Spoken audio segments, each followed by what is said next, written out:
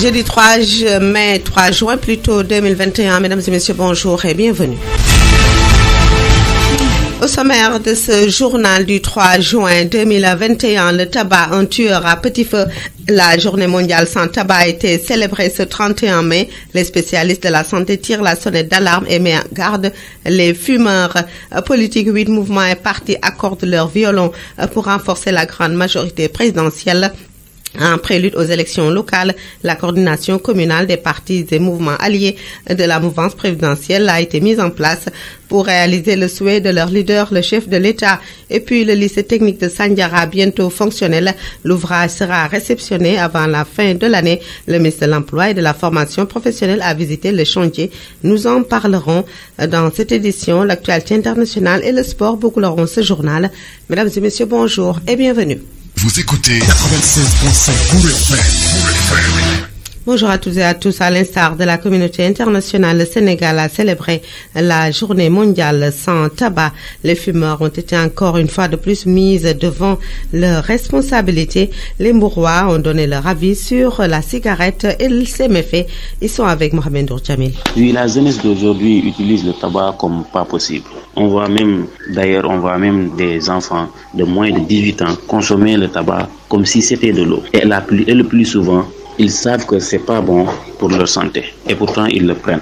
Du coup, ils sont la cause de leur propre destruction et personne ne peut leur convaincre pour le contraire. Alors, comme sa situation serait difficile, voire même impossible, pourquoi pas augmenter le prix à un tarif beaucoup plus élevé et de diminuer son importation. Pour moi, il serait difficile de trouver des solutions puisque l'État ne peut pas lui-même prendre ces mesures. Le tabac est utilisé au Sénégal d'une manière excessive chez la population, particulièrement chez les jeunes qui sont conscientes des effets négatifs causés par le tabac, non seulement sur leur santé, leur bien-être, mais aussi sur les effets qu'il cause aux autres.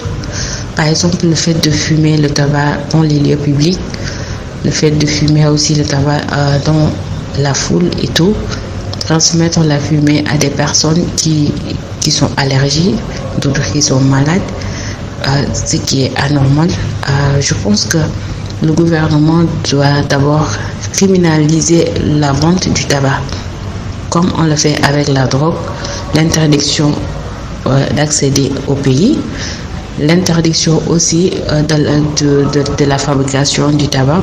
Le tabac est aujourd'hui plus utilisé que jamais. Ce qui ne devait pas être le cas pour un produit aussi dangereux. Mais quoi qu'on puisse dire, les responsabilités sont partagées entre les parents et le gouvernement.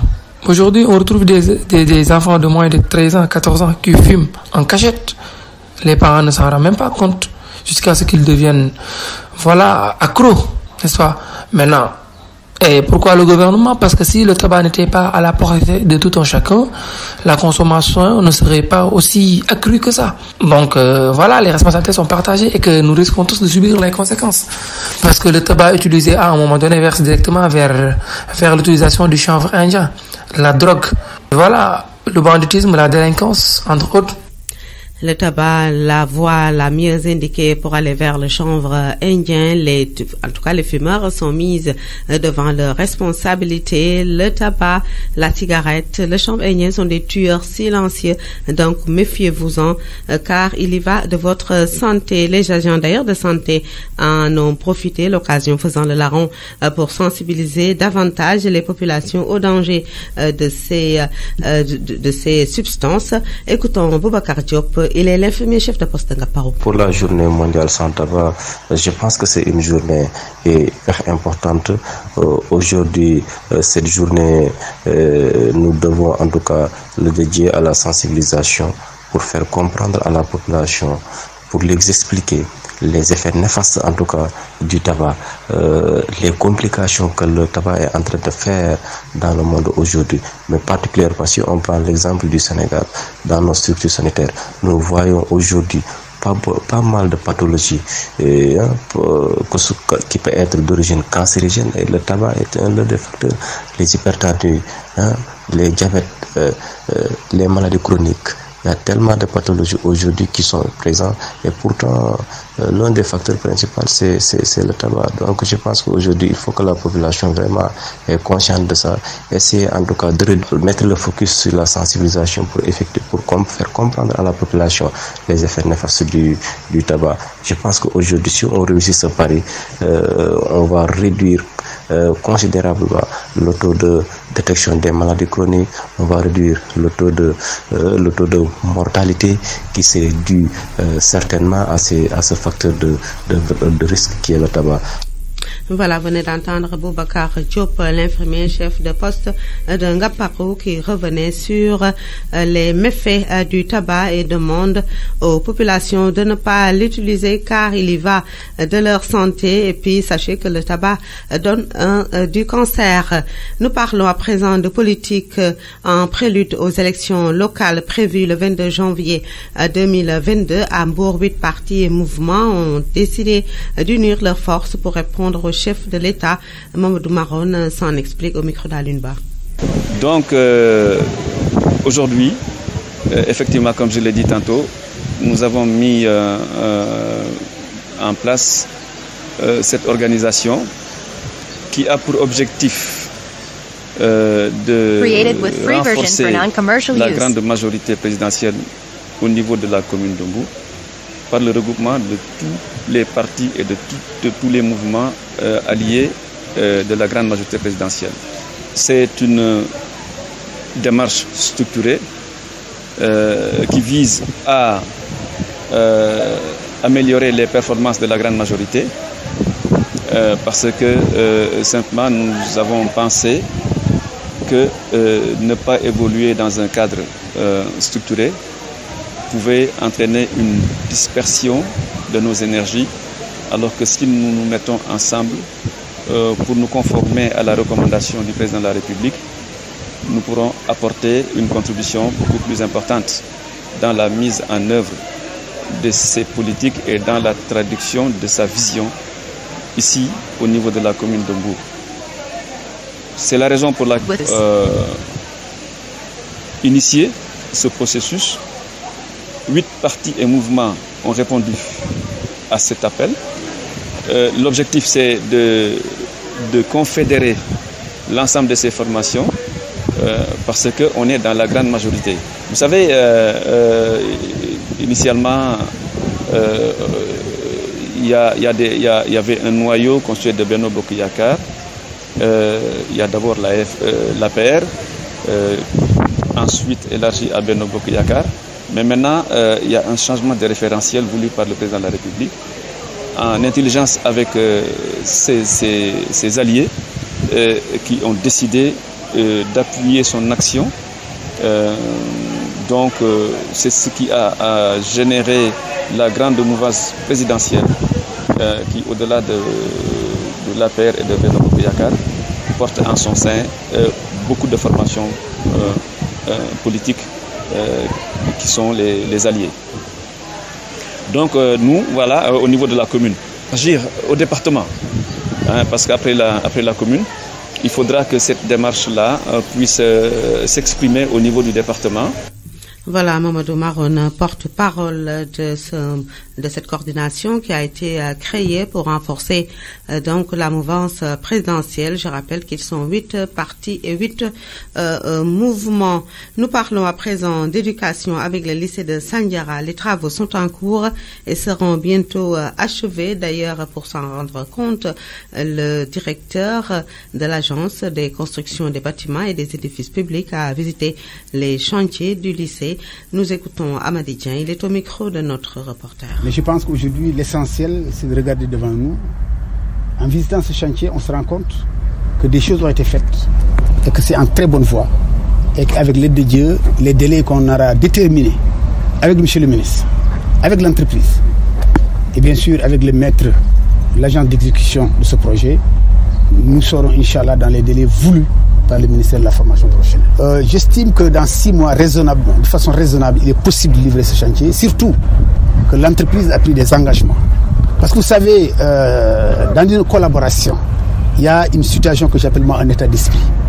Si cet état d'esprit est positif, on peut monter des montagnes, on peut même les porter.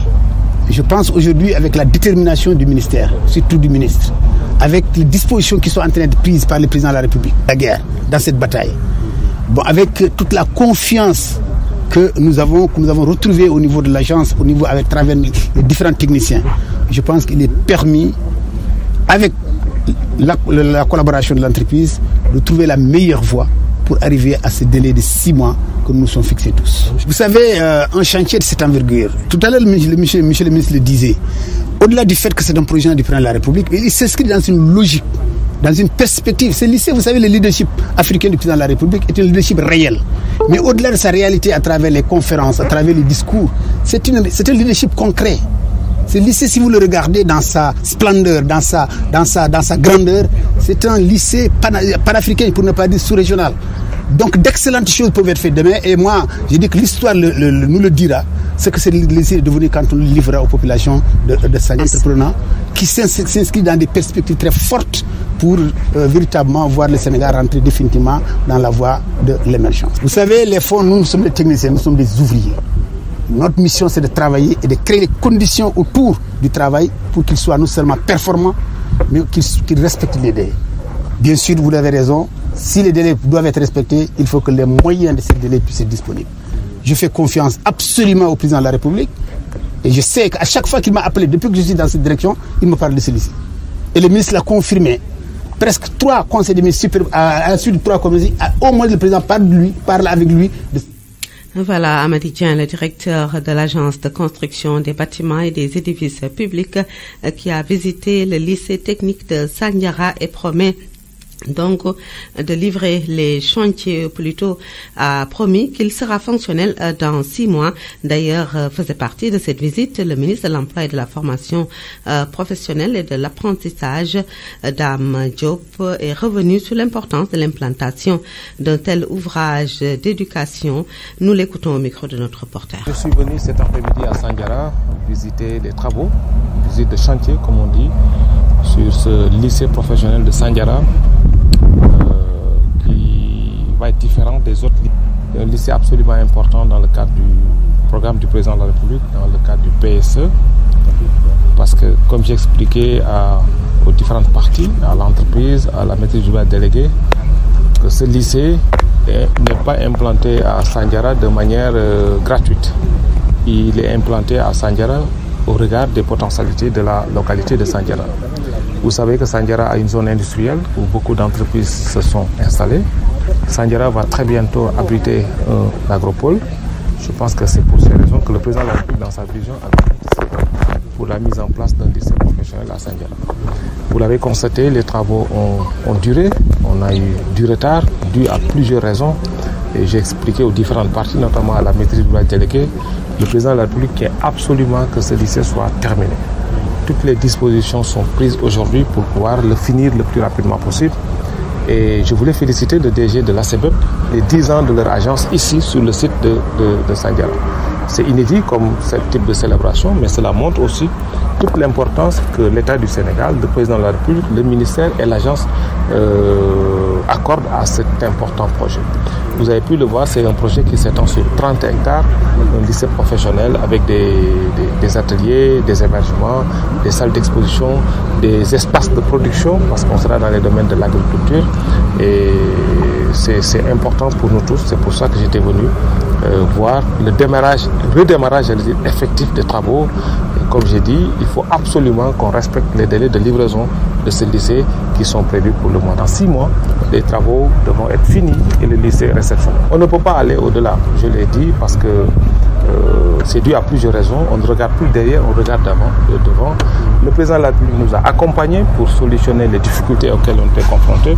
Maintenant, la balle est dans notre camp. C'est pour ça que je tenais personnellement à venir pour booster. Le ministre Dame Diop, ministre de l'Emploi, de la formation professionnelle, de l'apprentissage et de l'insertion sociale, il revenait sur l'importance de l'implantation de ce lycée technique à Sandiara, mais encourage, vous l'avez entendu, les équipes à travailler d'arrache-pied pour que ce lycée soit livré au plus tard au mois de décembre et permettre aux élèves de le fréquenter. Exactement 15h16 dans un instant, la suite du journal. 96.5 votre radio locale et régionale. Avant d'en venir à l'actualité internationale, un point corona du jour avec ce communiqué 459 du 3 juin 2021 sur 1275 tests réalisés, 45 sont revenus positifs. On compte parmi ces 45 nouveaux cas, 13 cas contacts, 32 sont issus de la transmission communautaire, 19 personnes ont été déclarées guéries et 2 personnes sont décédées du coronavirus. Et puis à ce jour, 41 539 personnes ont été déclarées positives, 40 165 sont guéries et les décès sont au nombre de 1144. 229 personnes sont actuellement sous traitement et puis depuis le démarrage de la campagne de vaccination contre la COVID-19, 458 167 personnes ont été vaccinées.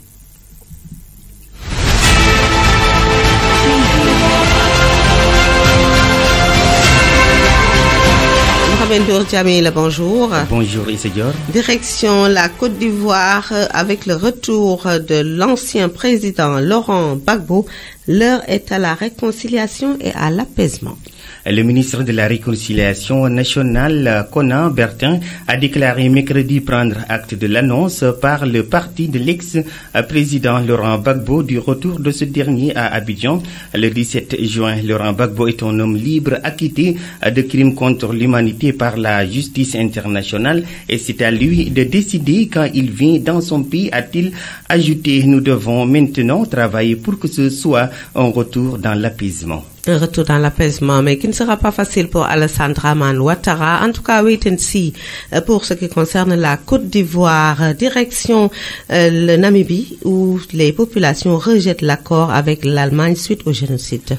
Descendants de victimes de massacres perpétrés contre les peuples Herero et Nama en Namibie sous l'ère coloniale reconnue la semaine dernière par l'Allemagne comme génocide, Salamoré rejette l'accord de réconciliation conclu entre Berlin et Windhoek. Après plus de 5 ans d'âpres négociations, l'Allemagne a reconnu un génocide sur le territoire d'Afrique australe colonisé entre 1884 et 1915 et versera à la Namibie plus d'1 milliard d'euros d'aide au développement sur 30 ans. Et puis le Maroc, le chef du Polisario rentre en Algérie dans un moment de crise entre l'Espagne et le royaume chérifien. Son hospitalisation en Espagne avait été au cœur d'une grave crise avec le Maroc. Brahim Khali, chef du Front Polisario, les indépendantistes du Sahara occidental, est retourné mercredi 2 juin en Algérie après plusieurs semaines de crise entre les pays méditerranéens, notamment migratoires. Ayant contracté la COVID-19, il avait été hospitalisé en secret en avril. Brahim Ghali est président de la République arabe saharaoua démocratique autoproclamée dont Alger est le principal soutien et en Algérie, a confirmé mercredi matin une source gouvernementale espagnole. Et puis nous terminons par la Tunisie. Jean Castex est en visite au pays de Ben Ali. Accompagné d'une demi-douzaine de ministres, le premier ministre français Jean Castex est depuis mercredi 2 juin en visite en Tunisie afin de resserrer les liens avec un pays traversé par les crises politiques, sociales, économiques, migratoires et encore fragilisé par la pandémie de Covid-19. 2 mois après le report polémique d'un séminaire gouvernemental en Algérie, le chef du gouvernement français effectue sa première sortie internationale d'envergure dans le plus petit État du Maghreb pour le 3e Haut Conseil de coopération franco-tunisien qui suit ceux de 2017 et 2019. C'était tout pour l'actualité internationale. Merci beaucoup Mohamed Jamil. Dans un instant, le sport.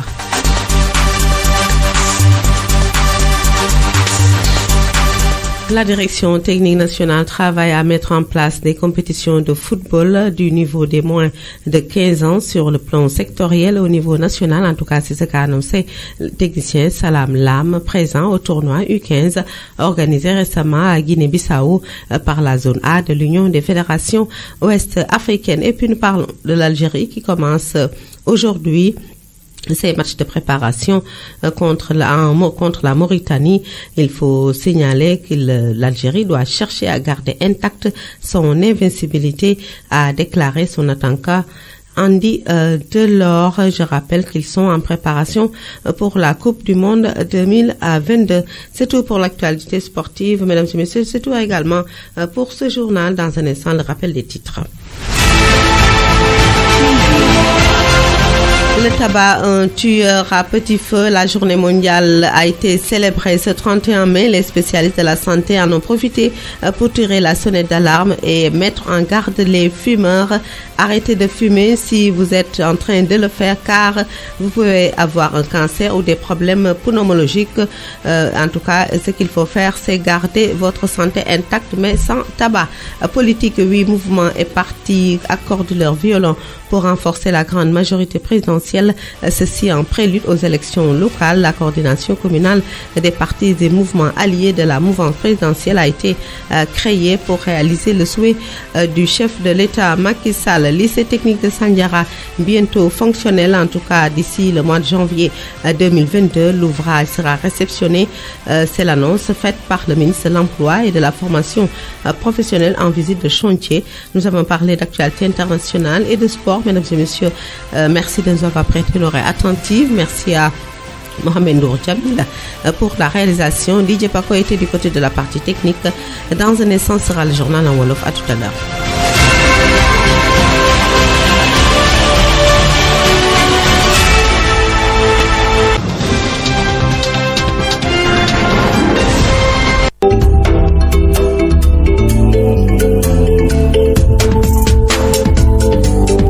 alxames ñetti fan ci weeru juin atum 2021 mbokk yi asalaamaaleykum.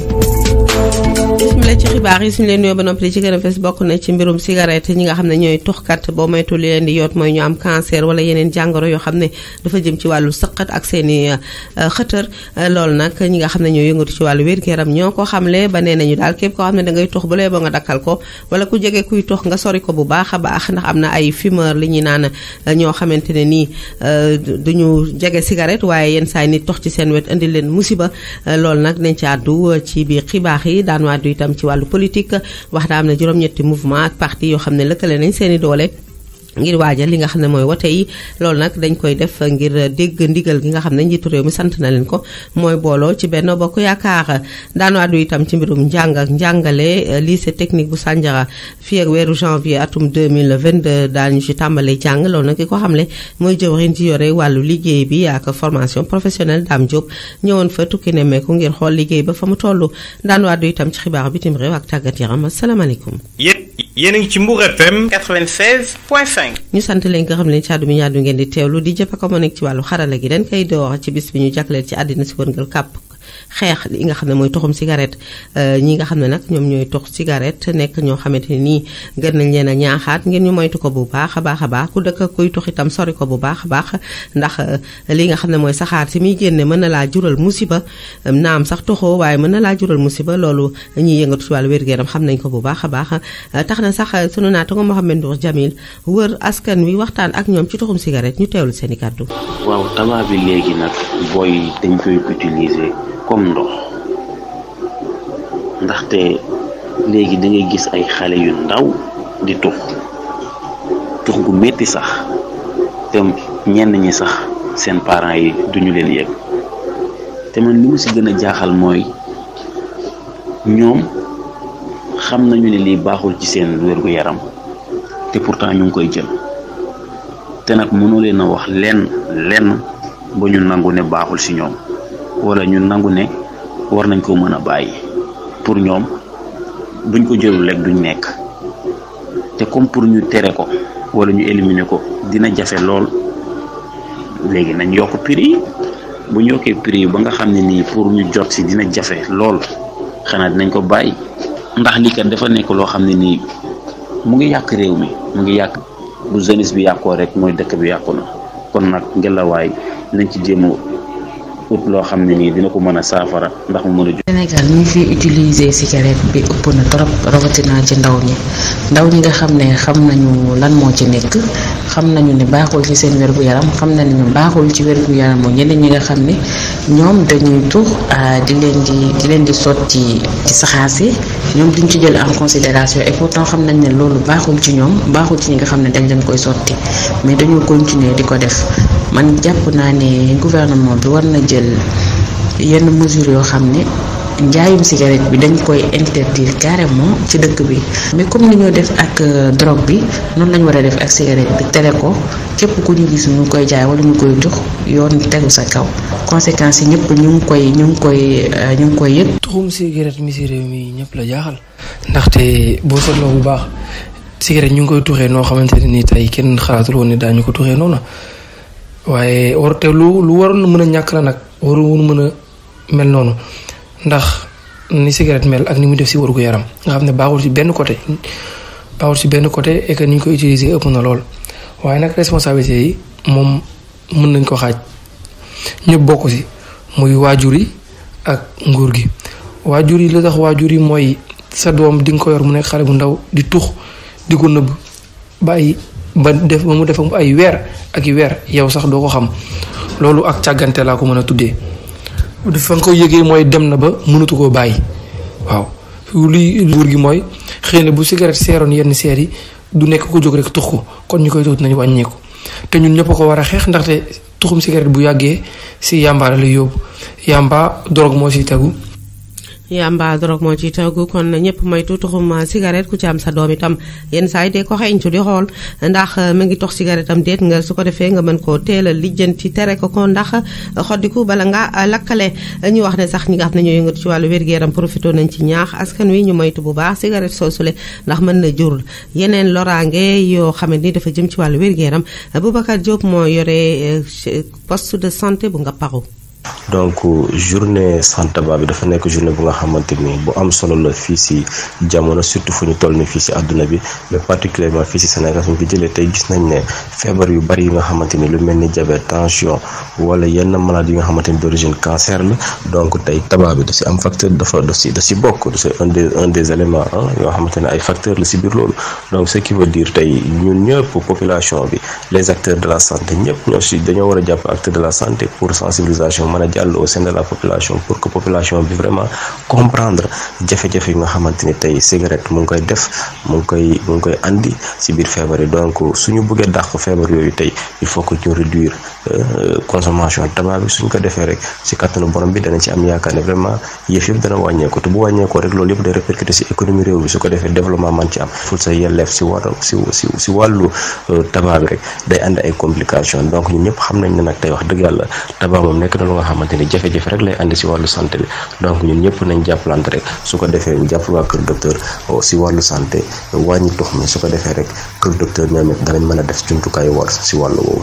mu nekkoon Boubacar Diop jiite poste de santé bu Ngaparou doon àddu ci micro Mohamed Ndour Jamil ñu ngi ci wàllu wér-gu-yaram dañ ciy des sax wax ci tolluwaay mbas mi tey jii ci communiqué 459 bu ñetti fan ci weeru juin atum 2021 ci junni ak ñaari téeméer ak juróom-ñaar fukk ak juróom yoo xam ne xool nañ seen wér-gu-yaram ñeent fukki ak juróom ñoo am mbas mi fukki ak ñett ñoom dañoo jaxasoo woon ak ñoom fanweer yi nag ak ñaar xamuñu fan lañ jëlee feebar bi am na fukk ak juróom-ñeent yoo xam ne nañu am na ñaari nit yoo xam ne faatu nañ ci bi mbas mi tàbbee ci réew mi ak léegi ñeenti fukki junni ak benn ak juróomi téeméer ak fanweer ak juróom-ñeent ñoo am feebar bi ñeent fukki junni ak téeméer ak juróom benn fukk ak juróom ñoo wér am na ci junni ak téeméer ak ñeent fukk ak ñeent yoo xam ne faatu nañ ci am na ñaari téeméer ak ñaar fukk ak juróom-ñeent yoo xam ne jamono yi ñu ngi leen di fàcc am na bi ñu tàmbalee ñàkk yi ak léegi nag ñeenti téeméeri junni ak juróom fukk ak juróom-ñett yu toftal téeméer ak juróom benn fukk ak juróom-ñaar ñoom la ñu ñàkk benn waxtu moo jot ba teg fanweeri simili ak benn. yéen a ngi ci Mbour FM 96.5. ñu ngi leen ko doon junj ci bopp bi dañuy àddu ci li nga xam ne dafa soxal mbirum politique wax ne am na juróom-ñetti parti ak mouvement yu lëkkaloo ne dañoo bëgg a dooleel ki nga xam te moom mooy mouvance présidentielle maanaam dañoo bokk langue ak kii di njiit réew Macky Sall bëgg a déglu li nga xam ne wax na ko ndax nee na nañ booloo nekk benn ngir mën a dem ci wote local yi nga xam ne dina am ñaar fan ak ñaar ci weeru janvier fii ci Mbour nag jot nañ def seen ab daje waxtaan lëkkaloo Ablaye Gueye moo yox seen kàddu ñu teewlu. sama naataango yi fi nekk benn coordination benn rassemblement de partis ñu tuddee ko la coordination communale des partis alliés partis et mouvements alliés de la grande majorité présidentielle nga xam ne li ko tax a jóg mooy fexe dëgëral politique bu président de la République ci commune bi waaye ñu bëgg a yaatal ci département bi moo ñu tax a jóg ci loolu nag maa ngi sant di gërëm suñu naataango fi nekk parce que tey jii juróom-ñetti parti ak mouvement ñoo fi nekk juróom-ñetti parti yooyu RP mi ngi ci PR mi ngi ci PAREL mi ngi ci FN Force Nouvelle Patriotique mi ngi ci dimbale ma wax leen UNP mi ngi ci ak ñan donc ñoom ñëpp ñi ngi ci ñu ànd bëgg a nekk benn say jàppale président de la République ci initiative parce que dégg nañ ko démb mu ne nañu ànd nañu booloo nañu juboo te nañ ko déglu ñu nag ci loolu lañ jublu bëgg daal won ko ne li mu wax dégg nañ te ànd nañ ci te incha allah dinañ liggéey ba vision bi mu am politique bi mu am ci Sénégal ñu jëmmal ko loolu moo tax ñu ànd ni daje di waajal nag comme ni ko ñëpp xamee élection locale yi ak élection départementale yi parce que loolu aussi organisation ak structuration bu baax moo ñu si yóbbu ñun nag ñu jàpp ne mën nañoo boole suñu doole préparé wu fexe ba nga xam ne président de la République fu ñu joxoñ fa la ñu jëm loolu daal moo waral suñu ànd bi ñu ñëwoon fi tey nag pour jëmmal ko loolu moo doon solo si ndaje mi daal. non ni ma ko waxee rek xam nga wax na ko daf ne léegi dafa am référentiel bu bees boo xam ne mooy grande majorité présidentielle ndax Benno Bokk Yaakaar gën na yaatu léegi am na parti yu bees yu ci dugg léegi nag loolu nag la ñu jàpp ne mooy référentiel bu bees bi ba ñun ñu bëgg a jëmal fii ci biir ñu koy jëmalee ñun ñi nga xam ne ñi ngi ci biir mooy dajaloo ànd nekk benn say ñëw ànd ak waa parti présidentiel ñu xool nu ñuy demee ci élection xool aussi nu ñuy jàppalee président de la République vision bi mu am képp ñëpp xam nañ ne Mbour dëkk bu mag la ñëpp xam nañ ne département de Mbour département bu mag. département de Mbour département bu mag la moo tax ñëpp war a boole seeni doole mën a xàccendoo dóorandoo waaye ñu jàpp ne du yomb lu mu ci mën di doon nañ ko topp ba xam ne wànnent mu jàg ay gëtëm ñu àddu ci li nga xamante ni dafa soxal mbirum njàng mi ak njàngale wax ne fële nga xam ne mooy Sandiara am na benn lycée technique boo xam ne dañ ko fa war a amal ñu ngi koy tabax boobaak léegi nag pareegul liggéey ba sax dafa yéex tax na nag ki nga xam ne moo yore wàllu agence bi nga xam moo yore wàllu tabax bâtiment ak édifice public yi ñëwoon na nemmeeku si ko Amady Dieng lay wuyoo ñu teewlu. projet bi yàgg na ci 5 mois lañu ko waroon tabax nous sommes aussi à la 5e année loolu nag ñu la ko waral mais comme ñun fu ñu jublu moo di avancer trouver des solutions jox kii lycée bi président de la République ñu jaarale ko ci ministre de la formation professionnelle ñun loolu moo ñu yitte difficulté yi am situation là aujourd'hui ci perspective defar mu gaaw ci juróom benn weer ñu jox ko ministre de la formation professionnelle loolu mooy suñu yitte loolu mooy suñu taxawaay ñun ay ouvrier lañu amuñu beneen liggéey incha allah rabi lu ci war a topp bu ci toppee mooy xaalis yi koppor bi ak attendez am naa si yaakaar parce que comme moom projet bi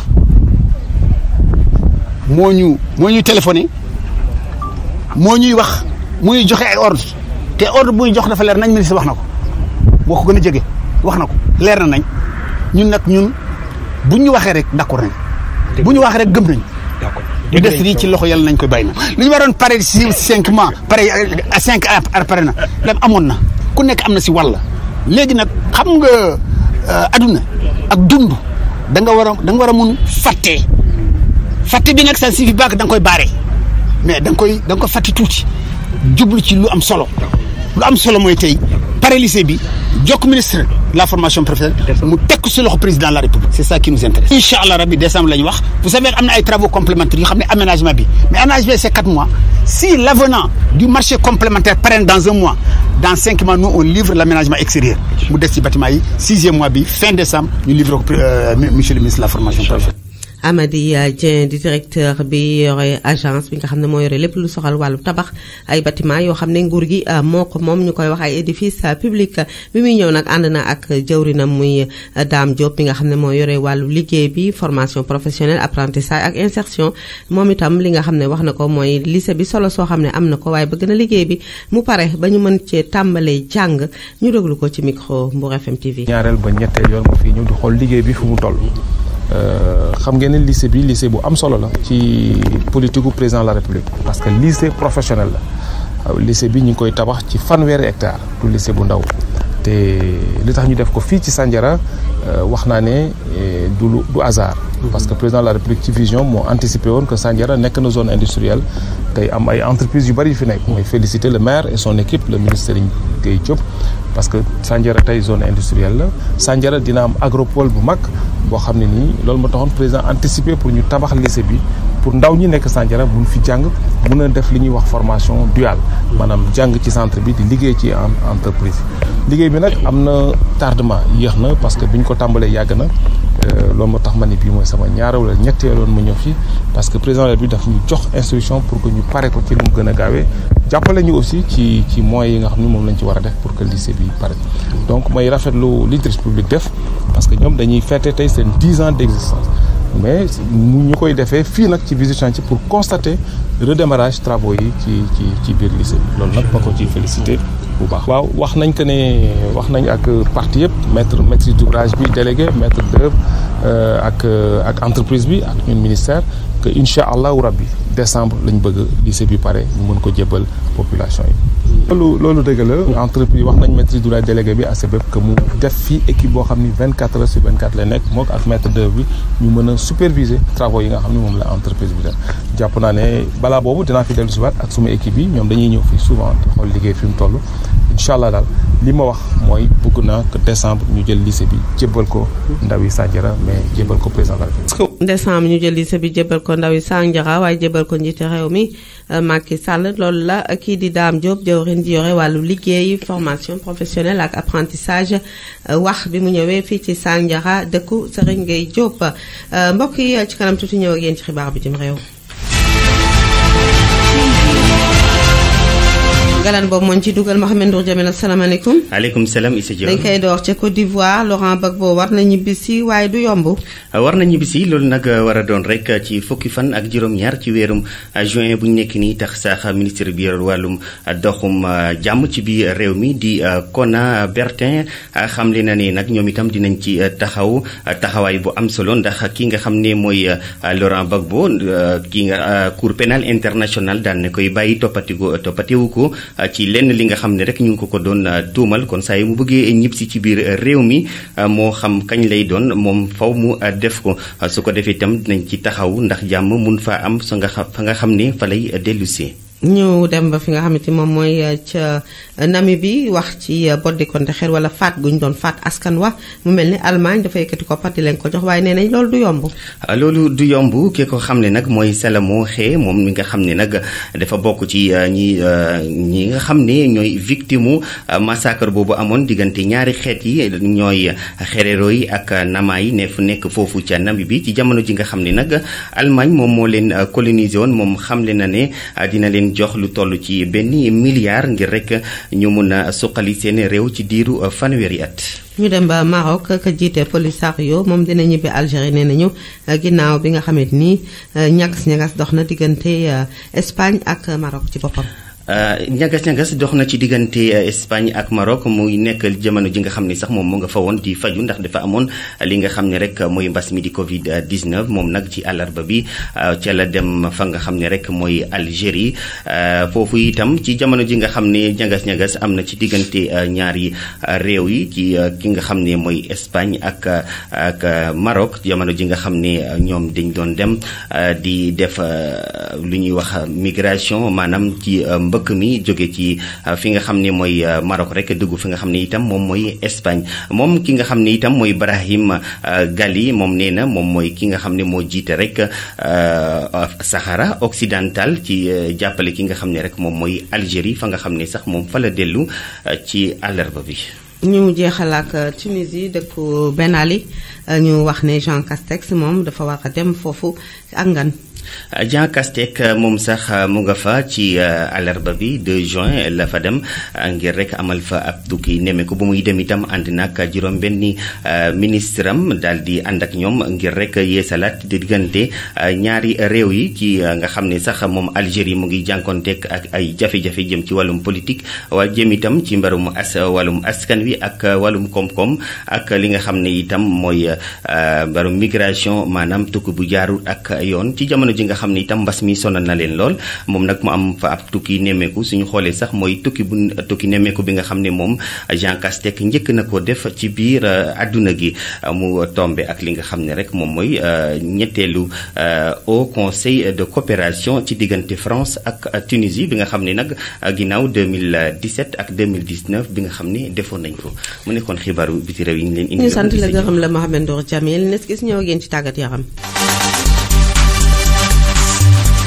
ci ndimbalu maam Sala war nañ koy door ci wàllu football lépp sax football la ndax directeur technique national moom nee na Sénégal ñu ngi liggéey ngir defal compétition ndaw yi nga xam ni amuñu fukki at ak juróom ci wàllu football ñu ngi koy waajal nag ñu ngi ciy xalaat muy lu am solo ki di Abdou di Salam Lam moo ko xamle moom nag demoon na teewe ji fële ca Guinée Bissau ab tournoi pour ñi nga xamante ni ñoom ñoo am fukki at ak juróom te zone A bu Union fédération ouest africaine amal ko ñu wax ne Algérie fi mu ne mi ngi waajal li nga xam ne mooy ay matchu xaritoom ngir waajal li nga xam ne mooy coupe du monde 2022 moom nag war na jàkkaarloo ak Mauritanie su paree am na yeneen équipe yi tam yoo xam ne war nañ jàkkaarloo ak moom ngir xam moom tolluwaayam fan la ak ndax mën naa am ndam fële nga xam ne mooy coupe du monde waaw am déet waaye lu mu ci mën di doon daal nee nañu Algérie moom dañoo nekk ñoo xam ne dañoo xarañ ci wàllu football ba tax na daal bëgg nañ ñu gën a dëgëral seen taxawaay su ko defee suñu demee ca coupe du monde 2022 mën faa jële dara loolu nag ki ko xamle mooy seen attaquant di Andy Delors mbokk yi ñetti waxtu moo jot ba tekk ñeent fukki simili ak ñetti xibaar yi buur na